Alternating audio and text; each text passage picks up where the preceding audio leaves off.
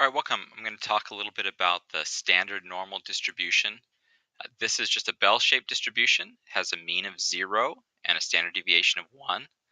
So if you're starting with something that isn't standard normal, let's say x is just normal, um, then if you convert it to a z-score by subtracting off the mean and dividing by the standard deviation, so now you have a z-value, then that follows the standard normal distribution.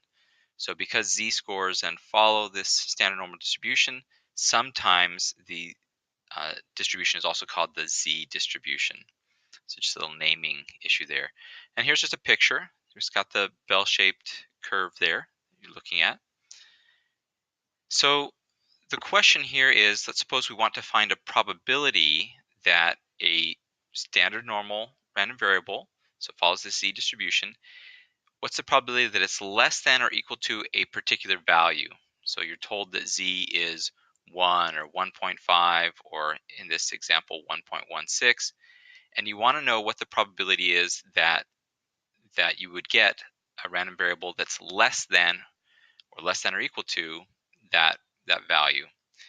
In this case, the probability that z is less than 1.16 is 0.87697 blah blah blah.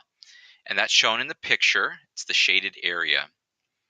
So how do we figure that out, though? That's probably the important question, and I'll show that in Excel. So the interpretation of it, though, is that if we have a probability of 0.8769, that's a probability that z is less than or equal to 1.16. You can also interpret that as meaning that roughly 87.69.698 of the observations, percentage of the observations, are going to take on that value or something smaller. And on the flip side, then, a little over 12.3% roughly, are going to be larger than that value. So they'll have z-scores that are larger than 1.16. So again, how do we actually find that number? So we have the z value. And how are we going to get it? Well, we're going to go into Excel and use the norm.s.dist function. And then the arguments that you're going to type in there are the z value and the option true. And that's going to get us there.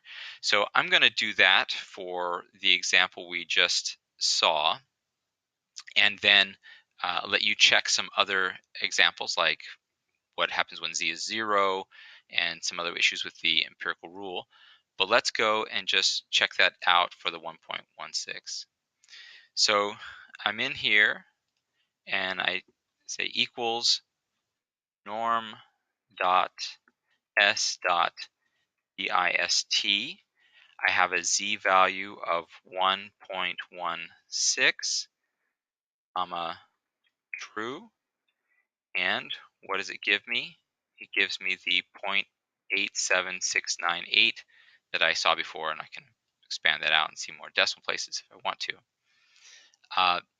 You could also do something like equals norm.s.dist. Let's suppose instead we wanted negative 1.16. Should be definitely less than what we saw before, because negative 1.16 is further to the left than 1.16. So I'm just expecting to see a number that's smaller. In fact, it should be 1 minus that, since the distribution is symmetric, but that's not a big issue right now. And I get a value. So then we can check that. Right? You can use that in Excel. Let's suppose you want to go the other direction. Let's suppose you're asked a question, tell me what the z value is that has 60% of the observations to the left. How would you go backwards then? Well, if you know what the probability or percentage is, you can use the norm.s.inv function to go the other direction.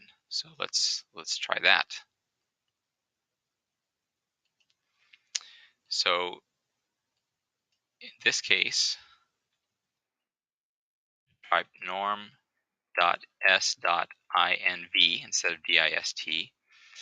And I'm going to just enter the value that's to the left, and it should return 1.16 because this is just going to go backwards. So if I enter this value here, I'm expecting to see 1.16 again, because this is just going to give me the answer back, right? It's going to say if the probability to the left is 0.8769756, what is the z-value?